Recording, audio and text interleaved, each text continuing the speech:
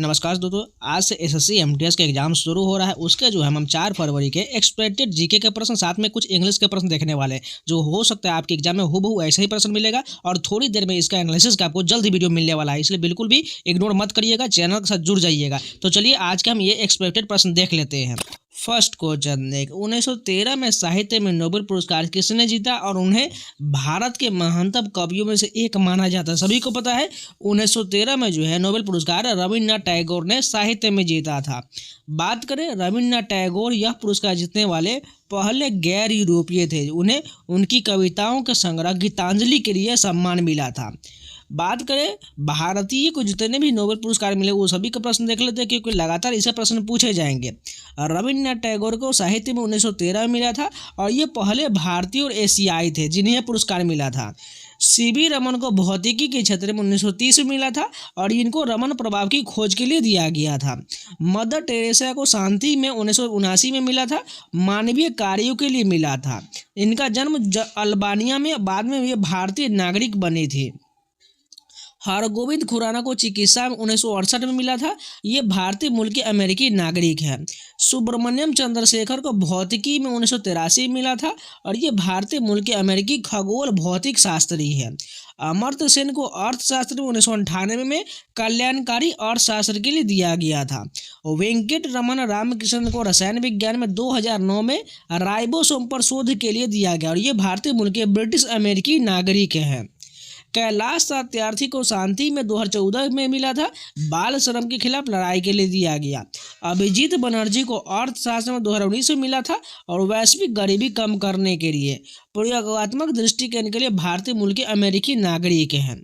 Next question देखें, जनगणना 2011 के अनुसार किस भारतीय राज्य की साक्षरता दर सबसे कम है? बिहार का सबसे कम हो जाएगा। बात करें जनगणना 2011 को बिहार की साक्षरता दर 61.80% था, जबकि केरल की साक्षरता दर 94% के साथ सर्वाधिक था।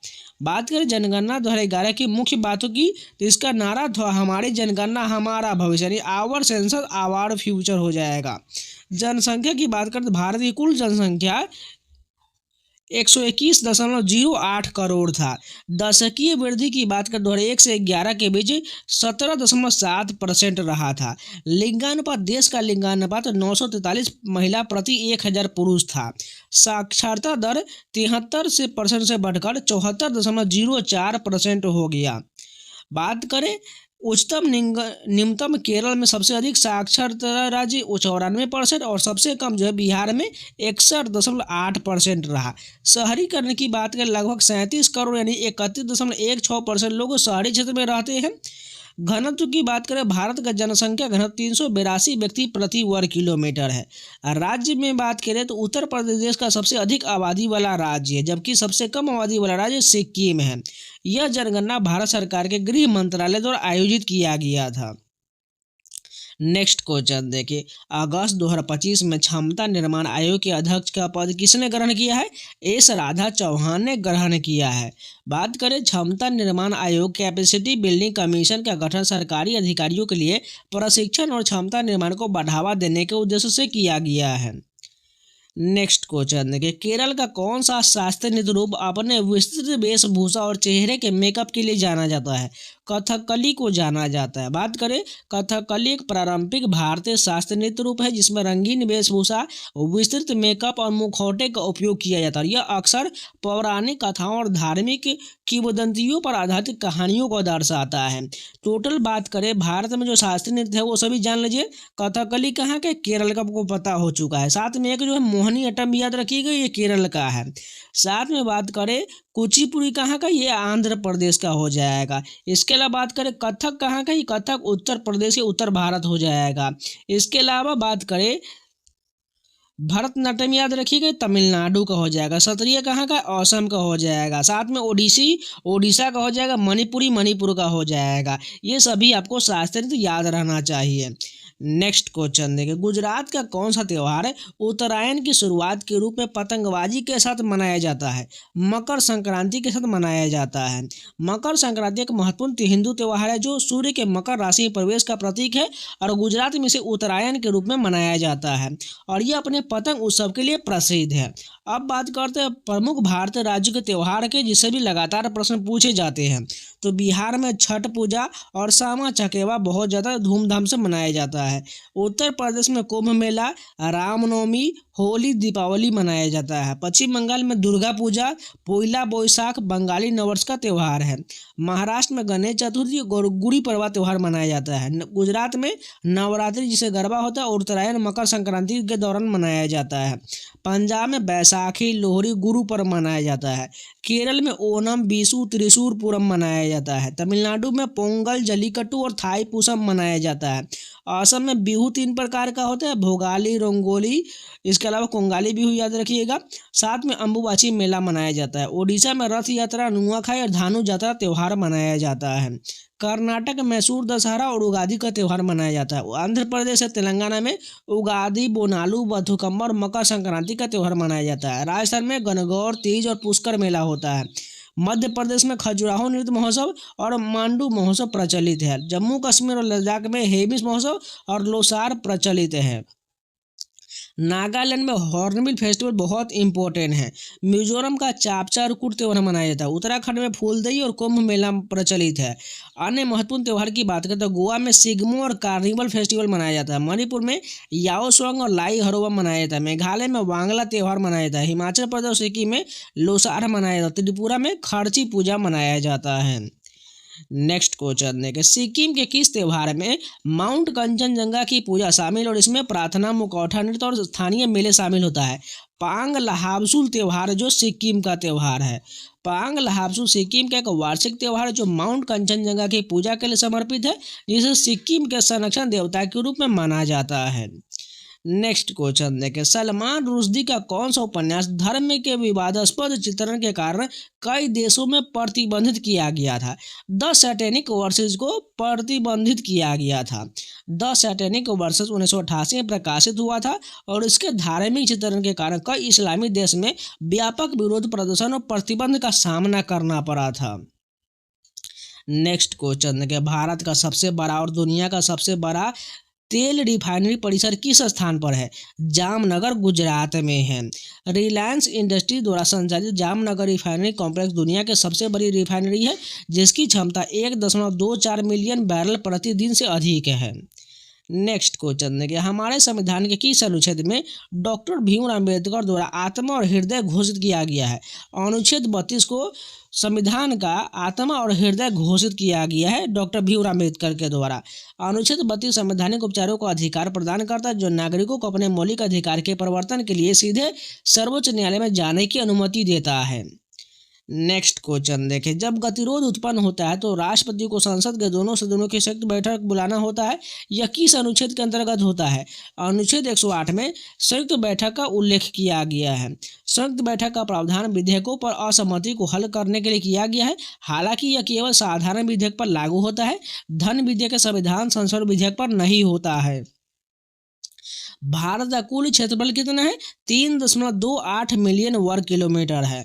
भारत के क्षेत्रफल के हिसाब से दुनिया का 7वां सबसे बड़ा देश है और ये दुनिया के कुल भूभाग का लगभग 2.4% हिस्सा कवर करता है। नेक्स्ट क्वेश्चन देखिए, इनमें से कौन सा जानवर सेमी सॉलिड अवस्था में यूरिक एसिड निकालता है? पक्षियों द्वारा निकाला जाता है। पक्षी यूरिक एसिड को पेस्ट के रूप में उत्सर्जित करते हैं ताकि पानी का संरक्षण किया जा सके, जो उनके उड़ने और शुष्क वातावरण में जीवित रहने के लिए महत्वपूर्ण होता है। अक्टूबर 2023 में एक हिमनद झील विस्फोट बाढ़ ग्लोब के कारण तीस्ता नदी में अचानक बाढ़ आया था, जो सिक्किम के किस झील से शुरू हुआ था? दक्षिण लोहनुक झील से शुरू हुआ था। इस घटना ने हिमालय क्षेत्र में जलवायु परिवर्तन के प्रभाव और ग्लेशियर लेक आउटबर्स्ट फ्लड्स के बढ़ते खतरे को उजागर किया है। भारत के वन स्थिति रिपोर्ट 2021 के अनुसार क्षेत्रफल के हिसाब से किस राज्य में सबसे बड़ा वन क्षेत्र है? सभी को पता है, मध्य प्रदेश में सबसे बड़ा वन क्षेत्र है। मध्य प्रदेश में भारत का सबसे बड़ा वन क्षेत्र है, जिसके बाद अरुणाचल प्रदेश, छत्तीसगढ़, ओडिशा और महाराष्ट्र का स्थान आता है। किसे भारत में चिश्ती सूफी संप्रदाय के संस्थापक के रूप में जाना जाता है, जिन्होंने प्रेम, करुणा और आध्यात्मिक सद्भाव की शिक्षाओं का प्रसार किया है। मोइनुद्दीन चिश्ती के द्वारा इसकी प्रचार किया गया है। ख्वाजा मोइनुद्दीन चिश्ती एक प्रसिद्ध सूफी संत थे, जिन्होंने 12वीं शताब्दी में भारत में चिश्ती सिलसिले की स्थापना किया। उनकी दरगाह अजमेर, राजस्थान में स्थित और यह सभी धर्मों के लोगों के लिए एक महत्वपूर्ण तीर्थ स्थल है। नेक्स्ट क्वेश्चन देखिए, कौन से भारतीय लेखक ने काल्पनिक शहर मालगुडी का आविष्कार किया है, जो भारतीय मध्यवर्गीय जीवन की खोज करने वाले उपन्यास और लघु कथाओं के लिए एक आवर्ती सेटिंग बन गया है। R.K. नारायण के द्वारा लिखा गया है मालगुडी डेज और इसका आविष्कार भी किया गया है। R.K. नारायण ने 20वीं सदी के भारतीय साहित्य में एक अग्रणी व्यक्ति थे। मालगुडी हालांकि काल्पनिक है, अक्सर दक्षिण भारत के एक छोटे से शहर जैसे महसूस होता है और उनके कई प्रसिद्ध कार्य जैसे द गाइड और स्वामी एंड फ्रेंड्स की पृष्ठभूमि है। कौन सा अनुच्छेद धन विधेयक को परिभाषित करता है और कराधान, संचित निधि और सार्वजनिक व्यय जैसे मामलों को सूचीबद्ध करता है, जो विशेष रूप से लोकसभा के विधायी शक्ति से संबंधित है। अनुच्छेद 110 में धन विधेयक का उल्लेख किया गया है। धन विधेयक केवल लोकसभा में पेश किए जा सकते हैं और राज्यसभा की शक्ति इनके संबंध में सीमित होता है। राष्ट्रपति के पूर्व सिफारिश के बाद ही इन्हें पेश किया जा सकता है। नेक्स्ट क्वेश्चन देखें, समग्र मांग में गिरावट किस आर्थिक स्थिति को जन्म दे सकता है? अपस्फीतिकारक अंतर को जन्म दे सकता है। अपस्फीतिकारक अंतर तब उत्पन्न होता है जब अर्थव्यवस्था में समग्र मांग पूर्ण रोजगार के स्तर पर उत्पादन के लिए आवश्यक मांग से कम हो जाता है, जिससे बेरोजगारी और आर्थिक मंदी हो सकता है। अर्थशास्त्र में मुद्रास्फीति जनित मंदी एक कठिन आर्थिक स्थिति को संदर्भित करता है, जिसकी विशेषता क्या होता है? उच्च मुद्रास्फीति और उच्च बेरोजगारी होता है। बात करें मुद्रास्फीति जनित मंदी, स्टैगफ्लेशन एक दुर्लभ और जटिल आर्थिक घटना है, जहां आर्थिक ठहराव यानी उच्च बेरोजगारी और मुद्रास्फीति एक साथ मौजूद होते हैं, जिससे नीतियों के चुनौती पैदा होता है। कौन सा शास्त्रीय भारतीय नृत्य रूप चौक मुद्रा को एक आधारभूत आसन के रूप में उपयोग करता है, जो प्रदर्शन, स्थिरता और शक्ति का प्रतीक है? ओडिसी रूप जो है चौक मुद्रा को संदर्भित करता है और ये ओडिशा का शास्त्रीय नृत्य है। चौका ओडिसी नृत्य की एक मौलिक मुद्रा है, जो एक वर्ग जैसी स्थिति को दर्शाता है, जिसे शक्ति और स्थिरता का प्रतीक माना जाता है। एरो ऑफ गॉड किस लेखक ने लिखा है और यह उपन्यास जो औपनिवेशिक प्रभाव, प्रारंभिक शासन और नाइजीरियाई समाज की खोज करता है? चिनुआ अचेबे के द्वारा एरो ऑफ गॉड उपन्यास लिखा गया है। चिनुआ अचेबे एक प्रसिद्ध नाइजीरिया उपन्यासकार, कवि और आलोचक थे, जिन्हें अफ्रीकी साहित्य के जनक के रूप में जाना जाता है। एरो ऑफ गॉड उनकी अफ्रीकी ट्रिलॉजी का हिस्सा है। भूदान आंदोलन का प्राथमिक उद्देश्य क्या था? एक स्वैच्छिक भूमि दान आंदोलन था। भूदान आंदोलन आचार्य विनोबा भावे द्वारा 1951 में शुरू किया गया था, जिसका उद्देश्य जमींदारों से स्वेच्छा से भूमि दान प्राप्त करना और उसे भूमिहीन किसानों में वितरित करना था। किस वर्ष 6 अतिरिक्त वाणिज्यिक बैंकों का राष्ट्रीयकरण किया गया था? 1980 में किया गया था। प्रथम कब हुआ था? ये जो है 1969 में किया गया था। इस डेट को भी याद रखिएगा। दूसरा कब हुआ था? 1980 में हुआ था। इस बार 1969 में 14 बैंक का राष्ट्रीयकरण हुआ था और इसमें 6 बैंक का राष्ट्रीयकरण किया गया था। भारत में बैंकों का पहला बड़ा राष्ट्रीयकरण 1969 में हुआ था, जब 14 प्रमुख वाणिज्य बैंकों का राष्ट्रीयकरण किया गया। 1980 में 6 और बैंकों का राष्ट्रीयकरण किया गया था। मनरेगा महात्मा गांधी राष्ट्रीय ग्रामीण रोजगार गारंटी अधिनियम कानूनी रूप से क्या गारंटी देता है? एक ग्रामीण परिवार को मजदूरी रोजगार के न्यूनतम 100 दिन की गारंटी देता है। मनरेगा का उद्देश्य ग्रामीण क्षेत्र में लोगों की आजीविका सुरक्षा को बढ़ावा के लिए, जिसे उन्हें हर वित्तीय वर्ष में कम से कम 100 दिनों का गारंटी शुदा मजदूरी रोजगार प्रदान किया जा सके। टोडा जनजाति का पशु चारा समुदाय किस पहाड़ी के मूल निवासी है? नीलगिरी पहाड़ी के मूल निवासी है। टोडा जनजाति नीलगिरी पहाड़ी के स्वदेशी लोग हैं और वे अपनी अनूठी सांस्कृतिक भैंस पालन और विशिष्ट कढ़ाई के लिए जाने जाते हैं। अब चलिए इंग्लिश के प्रश्न देख लेते हैं। यहाँ पर ये वन वर्ड सब्स्टिट्यूशन का प्रश्न है। फिलोगाइनिस्ट किसे कहा जाता है? अ पर्सन हु लाइक्स और एडमायर्स वुमेन के बारे में हो जाएगा, तो इसे फिलोगाइनिस्ट कहा जाता है। नहीं, जो पर्सन, ऐसा पर्सन या व्यक्ति जो महिलाओं का सम्मान करता है या उसे पसंद करता है, उसे फिलोगाइनिस्ट कहा जाता है। A person who hates mankind यानी मानव द्वेषी को क्या कहता है? मिसेंथ्रोप कहा जाता है। जो मानव से दुश्मनी करता हो या उसे पसंद नहीं करता उसे मिसेंथ्रोप कहा जाता है। One who lives in solitude इसे जो है रेक्ल्यूज कहा जाता है, जो एकांत में रहना चाहता है उसे रेक्ल्यूज कहा जाता है। A person who is fanatically devoted to a cause इसे जो है जियोलोट कहा जाता है। Person who is fanatically devoted to a cause इसे जियोलोट कहा जाता है।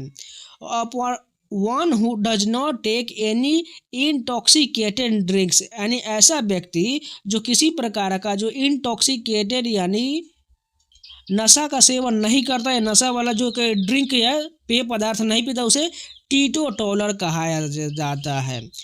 अब बात करते हैं गवर्नमेंट रूल से संबंधित वन वर्ड सब्स्टिट्यूशन का। State of disorder due to absence of authority इसे एनार्की कहा जाता है, यानी अराजकता कहा जाता है, नहीं किसी का शासन उसे अराजकता यानी एनार्की कहा जाता है।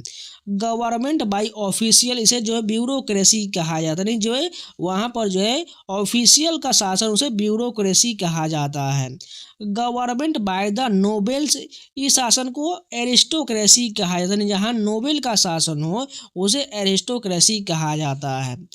बात करें पर्सन हु ड्रॉस और प्रोड्यूस मैप उसे कार्टोग्राफर कहा जाता है, नहीं जो मैप यानी मानचित्र का बनाता है उसे कार्टोग्राफर कहा जाता है। One who makes an official examination of account उसे ऑडिटर कहा जाता है। अब चलिए ईडीएम देख लेते हैं। A piece of cake idiom क्या हो जाएगा, वेरी इजी टास्क हो जाएगा। बाइट द बुलेट का मतलब क्या हो जाएगा, टू एंड्योर अ पेनफुल और डिफिकल्ट सिचुएशन ब्रेवरली हो जाएगा। बाइट द बुलेट का मतलब बहुत ही दर्दनाक और खतरनाक सिचुएशन को सावधानी पूर्वक सह लेना उसे बाइट द बुलेट कहा जाता है। Once in a blue moon का मतलब क्या हो जाएगा, वेरी रेयरली यानी बहुत ही रेयर केस में ऐसा वंस इन ब्लू मून होता है। अंडर द वेदर का मतलब क्या हो जाएगा, फीलिंग सिक और इल यानी कि जो है बीमार महसूस करना, under the weather feeling sick और इल हो जाएगा। ब्रेक द आइस का मतलब क्या हो जाएगा, टू स्टार्ट अ कन्वर्सेशन यानी कि बातचीत शुरू करना। ब्रेक द आइस का टू स्टार्ट अ कन्वर्सेशन हो जाएगा। बर्न द मिडनाइट ऑयल का मतलब क्या हो जाएगा, टू वर्क और study late into the night यानी देर रात तक अपनी स्टडी करना। बर्न द मिडनाइट ऑयल का मतलब हो जाएगा। Cost and arm and leg का मतलब क्या हो जाएगा, समथिंग वेरी एक्सपेंसिव यानी बहुत जो है कोई चीज़ बहुत महंगी होना है, यानी cost and arm and leg यानी एक हाथ और एक पैर चुकाकर किया जाए इसे बहुत एक्सपेंसिव कहा जाता है।